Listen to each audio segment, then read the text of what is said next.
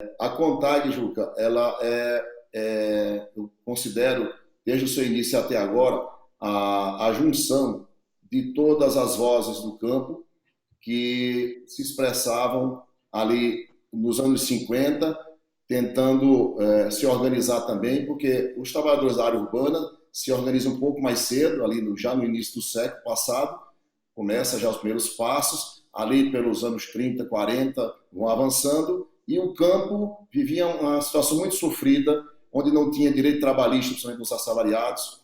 Pernambuco conta bem essa história. O primeiro acordo do campo no Nordeste foi feito pelo governador Arraes em 63, que logo também veio o golpe, fruto de todo aquele movimento na época do Jango, do próprio Arraes, de alguns poucos governadores no Brasil, e aí usaram a história do comunismo, toda aquela história que a gente sabe, para implantar um golpe. E a CONTAG nasce aí.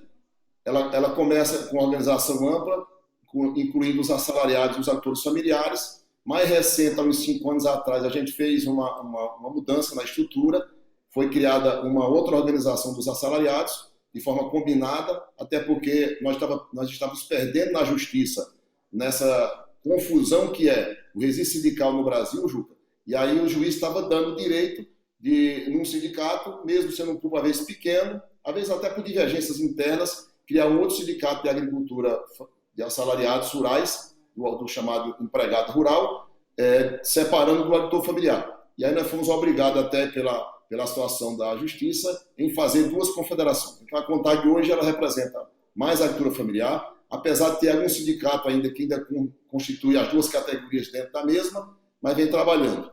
E fomos juntando aí. Começamos com muita força com os assalariados, depois com os agricultores familiares, com expressão muito mais forte no Sul, e foi avançando.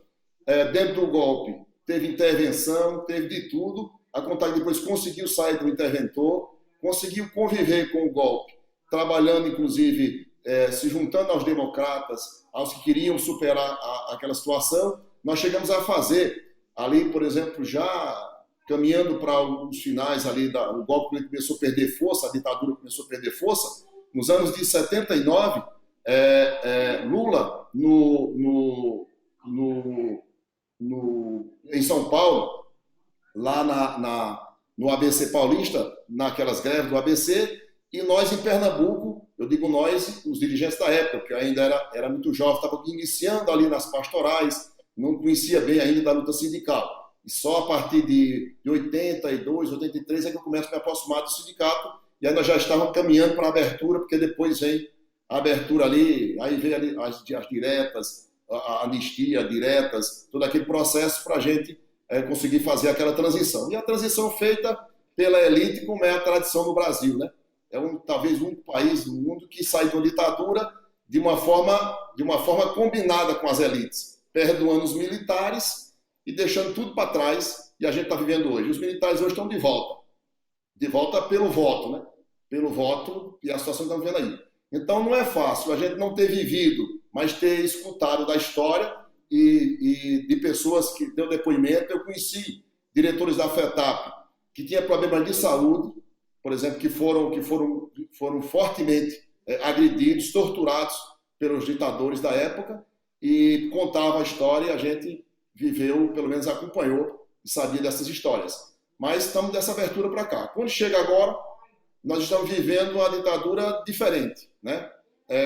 As políticas públicas sendo acabadas, limitadas. Hoje você não tem mais ação da reforma agrária. Você tem o INCRA fazendo a contra a reforma agrária, processo que o INCRA já ganhou. O INCRA está chegando lá e desistindo da ação, por exemplo. Nós temos várias propriedades para serem apenas assinados decretos, o presidente não assina decreto nenhum. Então, nós vivemos um momento bastante complicado. Mas, ao longo dessa história, nós podemos registrar, por exemplo, o crescimento da participação das mulheres, que no início o movimento sindical também nasce nessa cultura ainda muito machista, que na família bastava um se associar, a mulher estava na carteirinha como dependente, as mulheres depois começaram a participar.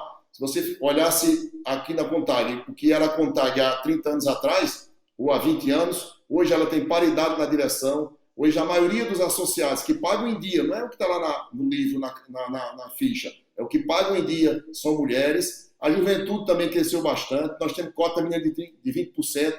Então, é um debate muito forte e nós representamos o quê? Representamos 15 milhões de agricultores e agricultores familiares no Brasil. Esse é o nosso público, entre os agricultores familiares e os assalariados rurais também, que ainda estão dentro da nossa base, uma parte dela, como eu disse no começo, e produzindo alimentos que chegam na mesa de mais de 70% da população brasileira. E agora, nessa pandemia, saúde e alimento, alimento e saúde estão muito juntos.